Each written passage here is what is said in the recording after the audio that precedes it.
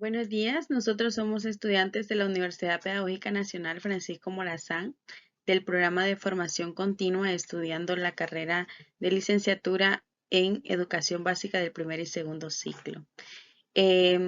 Contamos con la ayuda grata del catedrático licenciado Noé Antonio El Cerro Vargas. Estamos en el espacio formativo de Historia de Honduras y en esta ocasión vamos a hablarles acerca de la época independiente.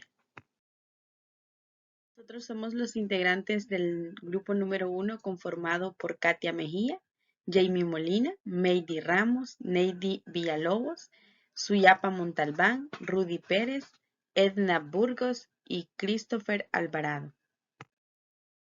Por medio de esta presentación, nosotros queremos destacar los eventos desde 1821 hasta 1839, que marcaron el despliegue de Honduras y Centroamérica del dominio español, sus principales causas, su anexión a México, la República Federal Centroamericana, los principales personajes que marcaron el destino para que nuestro país fuera un estado libre e independiente.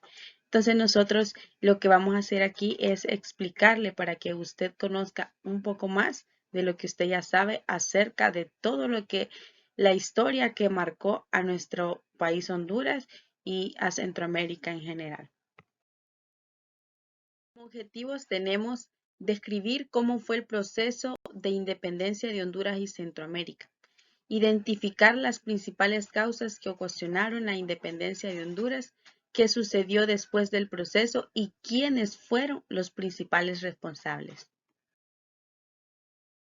Les presentamos dos causas, las causas internas y las causas externas.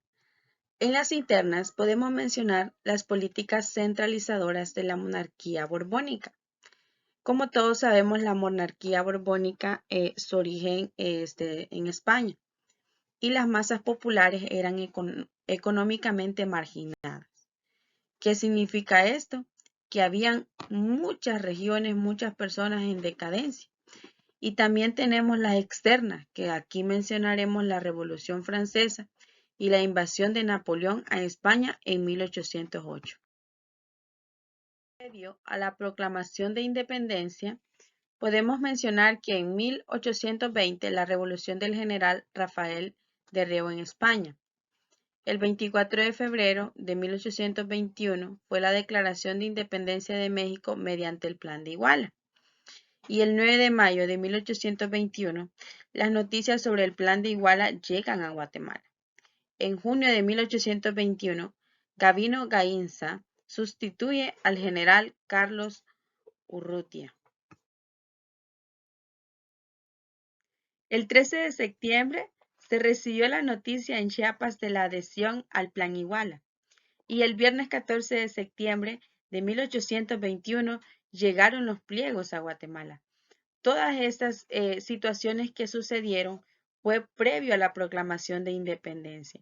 O sea que todas estas cosas pasaron anteriormente para que nosotros estuviéramos hoy aquí donde estamos. Y se llegó el día de la proclamación de independencia de Centroamérica de España. Y la historia nos data que José Cecilio del Valle fue quien redactó el acta de independencia el sábado 15 de septiembre de 1821 en el Palacio de Capitanes Generales en la ciudad de Guatemala.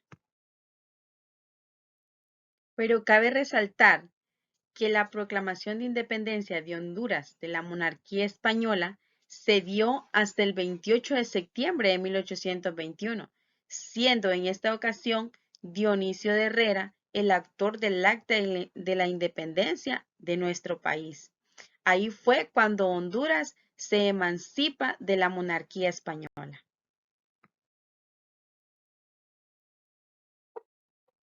Ahora hablaremos de la anexión de Centroamérica al Imperio de México. Dice que inmediatamente después de la proclamación de independencia de España, Centroamérica formó parte del Imperio Mexicano de Iturbide. Esto fue conformado entre el 5 de enero de 1822 hasta marzo de 1823. Pero, ¿qué creen ustedes? La historia nos data que esto fue algo efímero, porque ya que ambas partes, bueno, los pobladores estaban en discordia, no estaban de acuerdo con esta anexión.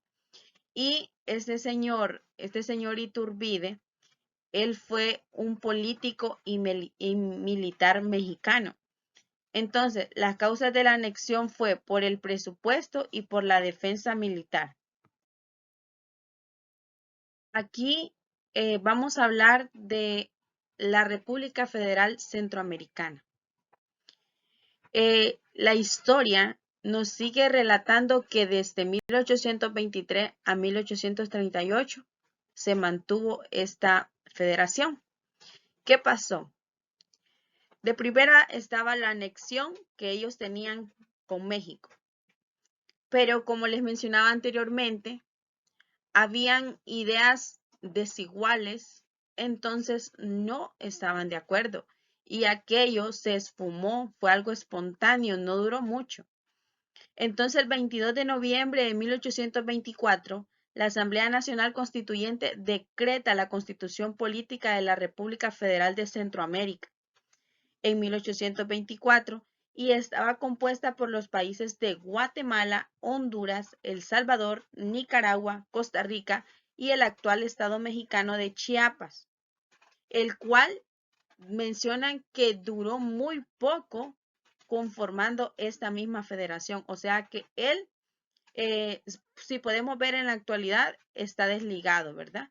Entonces, solo se quedaron los países de Guatemala, Honduras, El Salvador, Nicaragua y Costa Rica, que son los 5 países actualmente centroamericanos que nosotros conocemos. Aquí les traemos una línea de tiempo de los presidentes de la Federación Centroamericana. El primero que vamos a mencionar es el señor Manuel José Arce. Él fue el primer presidente de la Federación Centroamericana y él fue partícipe del primer grito de independencia en su ciudad natal, El Salvador.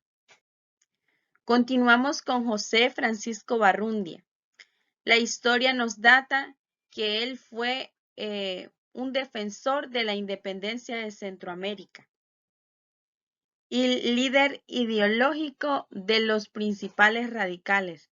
Este señor jugó un papel muy importante porque él luchó bastante para que Centroamérica tuviera su propia independencia.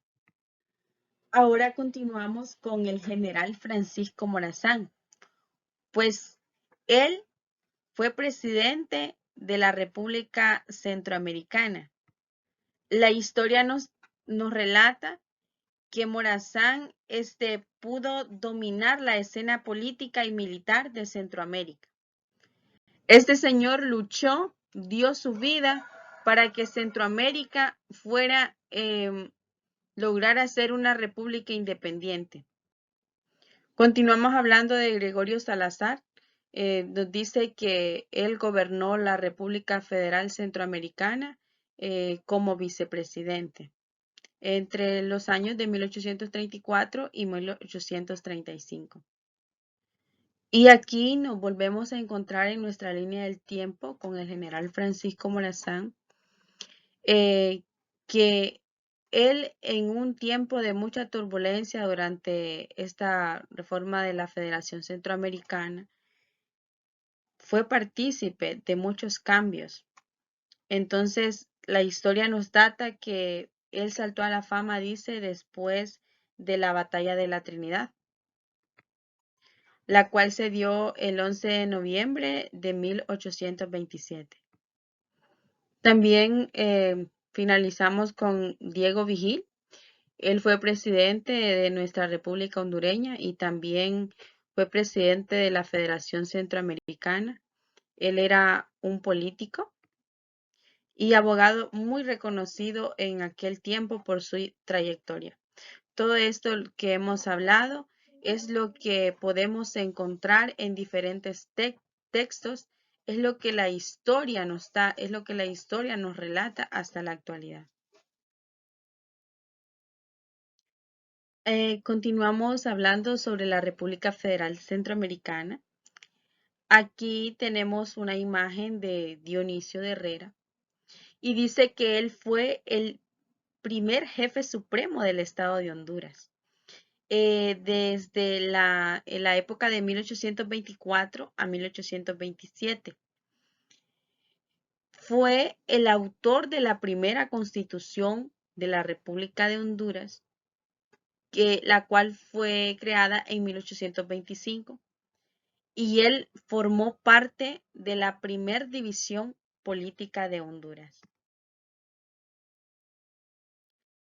Aquí les estamos presentando un mapa de la República de Honduras cuando fue en la primera división.